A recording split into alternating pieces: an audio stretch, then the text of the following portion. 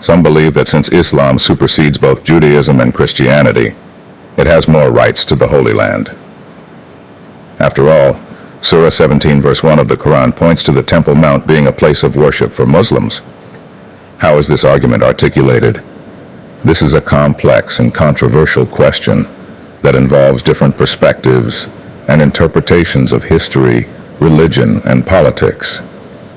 I will try to provide a brief overview of some of the arguments that are made by those who claim that Islam has more rights to the Holy Land than Judaism and Christianity. One argument is based on the concept of abrogation, which means that some verses or teachings of the Quran supersede or cancel out others that are contradictory or outdated. Some Muslims believe that Islam is the final and perfect revelation of God, and that it abrogates the previous revelations given to the Jews and Christians. Therefore, they argue that the promises and covenants that God made with the Jews and Christians regarding the Holy Land are no longer valid, and that the land belongs to the Muslims who follow the Quran. Another argument is based on the belief that the Prophet Muhammad ascended to heaven from the Temple Mount in Jerusalem, which is also known as the Noble Sanctuary, Al-Haram al-Sharif, in Islam. This event is mentioned in Surah 17 verse 1 of the Quran, which states, "Glory to Allah, who did take his servant for a journey by night from the sacred mosque to the farthest mosque, whose precincts we did bless, in order that we might show him some of our signs. For he is the one who heareth and seeth all things." Some Muslims interpret this verse to mean that the Temple Mount is the farthest mosque, Al-Aqsa, that Allah blessed, and that it is a sacred site for Muslims. They also believe that Muhammad led the prayers of all the prophets at the Temple Mount, and that he received the commandment of the 5 daily prayers from Allah there.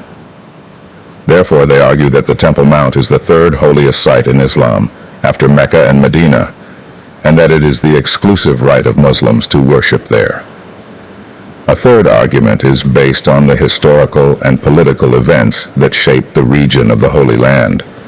Some Muslims point out that the land was conquered by Muslim armies in the 7th century CE, and that it remained under Muslim rule for most of the time until the 20th century CE.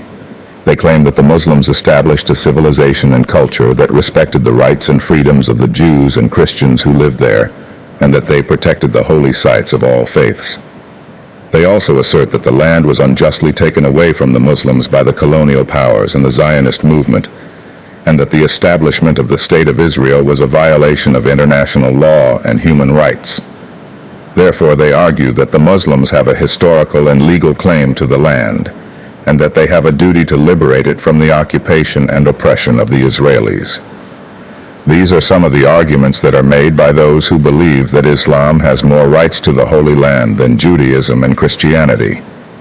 However, these arguments are not accepted by the Jews and Christians who have their own religious and historical connections to the land. The issue of the Holy Land is a complex and sensitive one that requires dialogue, understanding, and respect among the different faiths and peoples who live there.